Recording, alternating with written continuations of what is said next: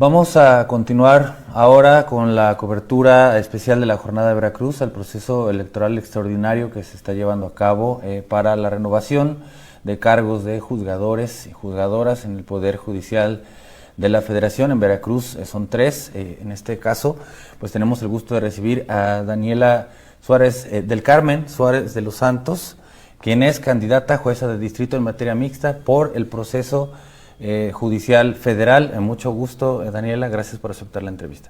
Al contrario, Tulio, muchísimas gracias por esta invitación. La verdad es muy especial porque justamente hoy cerramos campaña. Todas las personas que somos candidatas al Poder Judicial de la Federación, hoy es nuestro último día, así que te agradezco enormemente pues la invitación para poder hablar contigo y con tu audiencia sobre este tema tan relevante que son las elecciones al Poder Judicial de la Federación, que vamos a tener pues la oportunidad de votar a los jueces, en Veracruz, locales y federales, una cuestión inédita en el país, pero bueno, de esto hablaremos. Sí, ha sido, me imagino, un proceso arduo. Vamos allá. Daniela, si te parece, podemos comenzar con tu trayectoria, es decir, personal, profesional, pues puedes contarnos un poco de lo que vino antes de esta candidatura. Claro que sí. Yo soy del estado de Veracruz, estudié la licenciatura en Derecho en la Universidad Cristóbal Colón, graduada con honores. Con posterioridad realicé una estancia en Washington, D.C. en la Comisión Interamericana de Derechos Humanos. En ese entonces fui la primera veracruzana aceptada en este organismo internacional. Realizábamos exámenes sobre el derecho internacional de los derechos humanos, el dominio del idioma inglés, y bueno, en ese entonces, 2014, fui la primera que tuvo la oportunidad de llegar a Washington, D.C. Con posterioridad estudié una maestría en derechos humanos en el ITAM. Tengo otra maestría en la UNAM, tengo una especialidad en justicia constitucional y además estudié un doctorado en Derecho. Entonces, durante toda mi trayectoria profesional me he especializado en la protección de grupos en situación de vulnerabilidad. Empecé mi carrera judicial en un tribunal colegiado de circuito, justamente en Boca del Río, Veracruz. Con posterioridad ingresé a la Suprema Corte de Justicia de la Nación. Tuve la oportunidad de trabajar en la primera sala, en la ponencia del ministro en retiro Arturo Saldívar.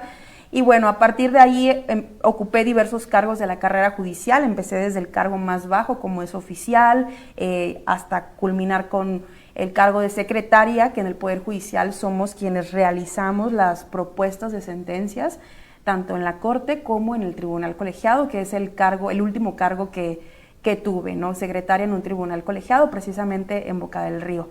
Entonces, pues bueno, tengo una gran experiencia en el Poder Judicial de la Federación, en organismos internacionales y además en la docencia. Me encanta dar clases. Yo creo que las personas abogadas tenemos una obligación de transmitir nuestros conocimientos a las futuras generaciones.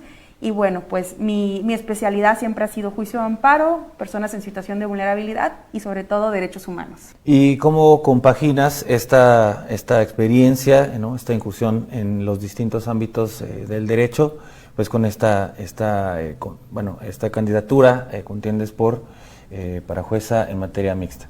Sí, Tulio, muchas gracias por esta pregunta, porque te cuento que el siguiente peldaño en mi carrera era ya ser jueza de distrito. Anteriormente la reforma para ejercer este cargo era por el sistema de carrera judicial, que es básicamente a través de diversos exámenes. Entonces viene la reforma y subsisten los exámenes, pero se agrega un paso adicional, que es la cuestión democrática, ¿no? Que implica que todas las personas que pasamos exámenes de los diversos comités de evaluación tengamos que pedir el voto a la ciudadanía. Entonces, pues bueno, simplemente cambió mi camino, mi vía para llegar y alcanzar pues mi sueño, por lo que siempre he trabajado, por lo cual me he preparado toda mi vida. En tu campaña mencionas, lo cual además es cierto, es que eres de las únicas personas que han sido postuladas por los 3 poderes, y además la única veracruzana. ¿Qué significa esto dentro del proceso electoral actual? Muchas gracias por la pregunta. La verdad que yo me siento muy orgullosa porque, como bien lo señalas, soy la única mujer veracruzana respaldada por los 3 poderes de la Unión. Esto quiere decir que en el marco de esta reforma, los poderes de la Unión, que es la Presidenta de la República, el Poder Legislativo y el Poder Judicial, instauraron comités de evaluación a través de los cuales las personas candidatas interesadas en ocupar estos cargos, pues presentábamos nuestros currículums, todas las credenciales que tenemos, cartas de recomendación también se pidieron, y con posterioridad te evaluaban en cuanto a conocimientos jurídicos y técnicos. Entonces, Una vez que los comités evaluaban a los mejores perfiles, pues sacaron las listas de los candidatos que éramos idóneos para ocupar estos cargos. En muchas ocasiones, muchos candidatos postularon a los 3 poderes, pero solamente era a criterio de un comité, pues solamente pues era idóneo para 1 o para 2 o para 3, como en mi caso. Yo tuve la fortuna de que los 3 poderes de la Unión coincidieron en que mi perfil es idóneo para ocupar este cargo. Y esto, pues bueno, no es algo literal que me hayan regalado, ¿no? Yo tengo, te digo, más de 10 años trabajando en la defensa de los derechos humanos en organismos internacionales, en la Suprema Corte, en el Poder Judicial de la Federación. He redactado sentencias con enfoque en materia de derechos humanos. Incluso en la Suprema Corte yo redacté el protocolo para juzgar casos de personas con discapacidad, capacité a todos los poderes judiciales locales para juzgar con enfoque en materia de derechos humanos. Tengo años dando clases incluso en la misma Suprema Corte de Justicia de la Nación, en el diplomado de amparo, en el diplomado en materia de derechos humanos. Y como te comentaba, creo que algo que legitima mucho mi candidatura es precisamente esto, pues la coincidencia que tuvieron los 3 comités, a pesar en un contexto político complejo en el cual se dio esta reforma, como tú sabes, pero los 3 coincidieron en que yo tengo todas las credenciales para ocupar este cargo y pues eso pues, me hace sentir muy orgullosa, estoy muy contenta y sobre todo también me da mucho gusto porque los veracruzanos se han puesto a investigar las trayectorias y esto es algo que me ha ayudado a que me puedan dar un voto de confianza cuando platico con ellas sobre la relevancia de esta reforma, sobre la relevancia pues de elegir ahora a nuestros jueces. Entonces se trata de un aval de 3 comités que seleccionan separadamente y bueno, en los 3 quedaste, ¿no? Eso es algo, bueno, es un aval de estas instancias. Sí. Bueno, están precisamente por concluir ya las campañas, estamos realmente a nada, ¿no? ¿Cómo fue llevarla en a horas, ¿no? ¿Cómo fue llevarla en estas circunstancias que estuvieron muy acotadas por el árbitro electoral? Cuéntanos un poco. Pues mira, la verdad es que yo lo vi como una oportunidad maravillosa. El hecho de poder tener contacto directo con la gente cambia por completo el enfoque de las necesidades en materia de justicia. Me disfruté mucho, pero también fue muy, digamos, retador. Ustedes saben que Veracruz pues es un estado muy grande, ¿no? Estas son campañas autofinanciadas, no obtuvimos nada de recursos y el INE en estas elecciones dividió el estado en 2, zona sur y zona norte. Entonces a mí me tocó la zona norte que empieza desde la antigua Emiliano Zapata, Jalapa hasta Pánuco, toda la Huasteca veracruzana. Entonces aún con estas limitaciones pude visitar diversos municipios y también pues bueno echar manos de las redes sociales que son hoy en día una gran herramienta para podernos darnos a conocer, para poder compartir nuestras propuestas, pero sí te digo, Tulio, que lo que más disfruté fue el caminar, lo que le llaman las brigadas, el ir casa por casa. Creo que la justicia y uno de los principales reclamos es que ya no puede ser una justicia de escritorio, tiene que ser una justicia de territorio. Los jueces no pueden estar alejados a las problemáticas sociales que pasan día a día, porque justamente esto fue lo que motivó esta reforma, una justicia lejana, una justicia lenta, una justicia elitista, una justicia corrupta en muchas ocasiones. Entonces me parece que esta reforma obliga y da también mayor transparencia de los perfiles que pretenden ocupar estos cargos. Y yo creo que la transparencia en un Estado democrático siempre es bueno, siempre beneficia, porque ahora estamos al escrutinio de la gente.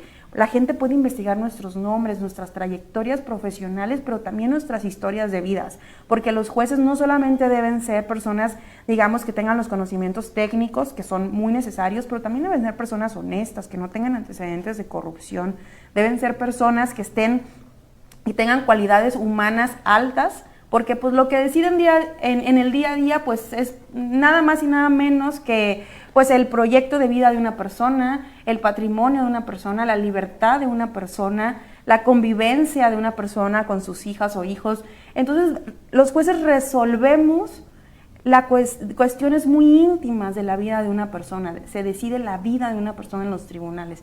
Entonces la justicia pues debe ver esto con esa sensibilidad, lo que hay detrás de un expediente es eso, es la vida de una persona, y por eso yo considero que esta reforma en ese aspecto ha sumado muchísimo a la transparencia, a que podamos decir, no, a ver, que las personas puedan decir, yo conozco a este juez y es corrupto, y qué ha pasado, o esta persona tiene tal antecedente, y qué ha pasado, ¿no? Y esas personas, pues, no son aptas para para juzgar, imagínate.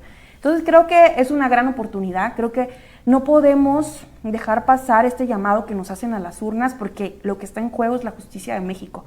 Son las personas que van a resolver nuestros problemas, son esos árbitros independientes, esos árbitros expertos, pero también esos árbitros honestos, ante quienes vamos a presentar nuestros casos, nuestras problemáticas del día a día, y pues se va a resolver.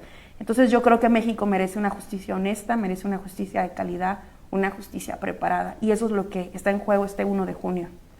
Bueno, con esto ya prefiguras un poco pues tu postura respecto a la reforma. Sin embargo, ha sido y sigue siendo cuestionada desde distintos ángulos. Se dice que, por el contrario, ¿no?, pues va a permitir o posibilitar la captura, ¿no?, pues en un contrasentido de lo que se pretende hacer, la captura por parte del Poder Ejecutivo y centralizar todo y la impartición de justicia. ¿Cuál es tu opinión sobre esto? No, para nada. A ver, yo creo que no hay que tenerle miedo al pueblo. No hay que tenerle miedo a la democracia. De entrada, la Constitución es clara que el poder reside en el pueblo, y si el pueblo decidió mayoritariamente que tenía que haber una reforma judicial, todas las personas que tenemos las cualidades profesionales y humanas no tenemos que tenerle miedo a este proceso democrático. A mí me parece al contrario, que este ejercicio debe motivar a todas las personas que ya pertenecíamos al Poder Judicial a hacer un ejercicio de qué fue lo que se falló. Y la verdad es que seguramente tú has escuchado estas críticas, no, pero el vecino está peor, ¿no? Las fiscalías, defensorías, los poderes judiciales locales. A ver, nadie está diciendo que el único problema del sistema de justicia es el Poder Judicial Federal, pero lo cierto es que sí tuvo gran culpa. ¿En qué tuvo culpa? En una justicia técnica, en una justicia que le daba prioridad a la técnica, y ¿a qué me refiero? A cuestiones formalistas, en lugar de entrarle al fondo, a una justicia altamente elitista, que es decir, o sea, el juicio de amparo actualmente los abogados de despachos cobran muchísimo dinero, y los abogados especializados en amparo son muy pocos. Entonces, esto es una problemática que ha afectado a la justicia y que atañe al Poder Judicial. Y la otra, un lenguaje muy técnico que le habla a otro juez o le habla a otro abogado. Y esto debe de cambiar. El juez debe de tener presente que le habla a la persona, le habla al justiciable, no le está hablando al abogado, no le está hablando a otro juez. Y esto es primordial, porque si el juez sigue utilizando latinismos, un lenguaje hipercomplejo, no le está hablando a la gente.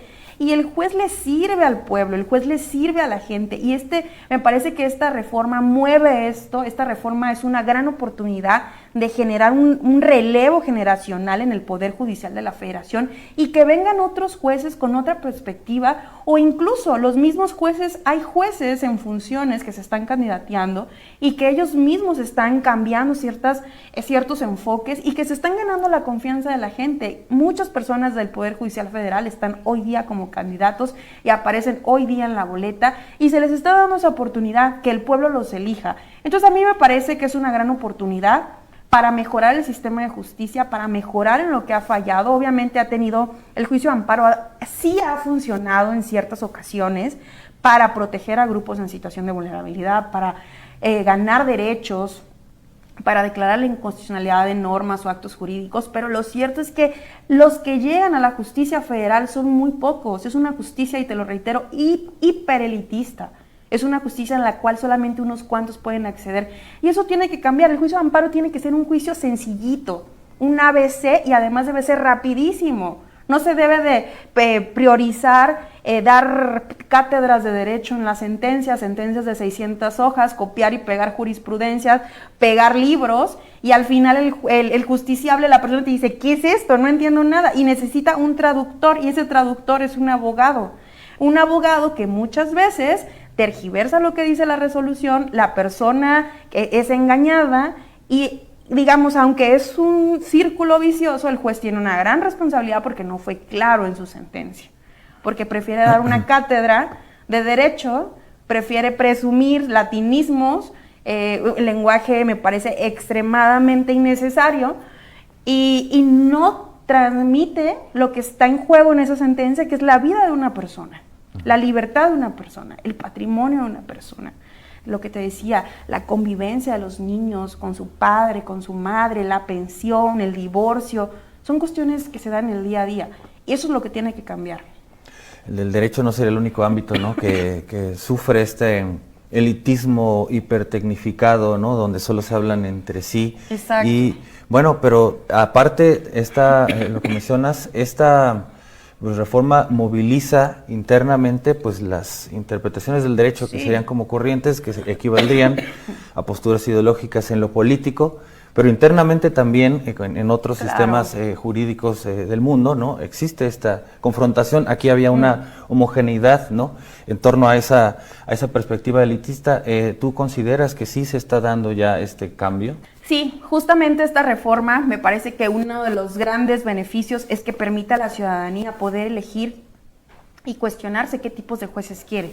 Si quiere jueces con una ideología más formalista, que aplique la ley sin contexto, literal a rajatabla, como se dice, o jueces con una visión del derecho más progresista, que es la que yo propongo. ¿Y qué quiere decir esto? Jueces que miren el contexto en el que juzgan, jueces que miren la realidad en la que se está resolviendo un caso, que miren las problemáticas en México, que se cuestionen el gran margen de discriminación, de marginación, de pobreza que existe, porque el derecho tiene una gran incidencia en que esto cambie o que esto siga igual. Entonces yo siempre he sostenido que el derecho debe ser esto, debe ser un motor de cambio social. Si el derecho no es utilizado para proteger a las personas, más aún a las más vulnerables, pues bueno, no serviría de nada, ¿no? Pues bien, Daniela, entonces podrías contar para las personas votantes cómo optarían, es decir, que cómo se vota por el cargo en el que vas a contender y cuál es tu número. Claro que sí, Tulio. Este 1 de junio nos van a dar diversas boletas. Yo voy a estar en la boleta amarilla, que dice juezas y jueces de distrito. Los jueces y jueces de distrito tenemos competencia a nivel federal, son elecciones de personas juzgadoras a nivel federal. Y para votar por mí hay que poner el número 12 en el tercer recuadro de la boleta amarilla. También es importante señalar que las mujeres vamos a estar en el lado izquierdo. Entonces, reitero, para votar por mí hay que poner el número 12 en el tercer recuadro de la boleta amarilla. Bueno, pues Daniela Suárez, te agradezco mucho el venir a este foro, a este espacio y compartir pues tus propuestas, tu planteamiento dentro de esta candidatura y pues yo te agradezco y si gustas despedirte con un mensaje dirigido a la audiencia, el electorado. Claro que sí, Tulio, al contrario, de nuevo muchas gracias a ti por la invitación y bueno, este 1 de junio les pido un voto de confianza. Quiero ser jueza para poder servir a mi país de la manera que mejor sé, que es a través de una impartición de justicia con enfoque en materia de derechos humanos. Este 1 de junio vamos a ganar y vamos a transformar la justicia de este país. Este 1 de junio te pido un voto de confianza. Marca el número 12 en tu boleta amarilla. Pues muchas gracias, Daniela del Carmen Suárez de los Santos. Ella es candidata a jueza de distrito en materia mixta por la elección del Poder Judicial de la Federación. Y bueno, entran en una etapa de reflexión en la veda, tanto esa elección como la que renueva el Poder Judicial del Estado, así como los 202 ayuntamientos de Veracruz. Es un momento pues para informarse, para detenerse a pensar en cuáles son las mejores propuestas y los mejores perfiles. También le insistimos en seguir familiarizándose con las personas que están buscando pues estos cargos de juzgadores, porque tienen una función muy importante y es un proceso democrático que nos llama a una gran responsabilidad cívica. Pues bien, eso ha sido todo por hoy. El equipo y su servidor, Tulio Moreno Reyes, agradecemos su preferencia y le esperamos el día de mañana con más información. Esto es La Jornada de Veracruz, porque alguien tiene que decirlo. Buenas noches.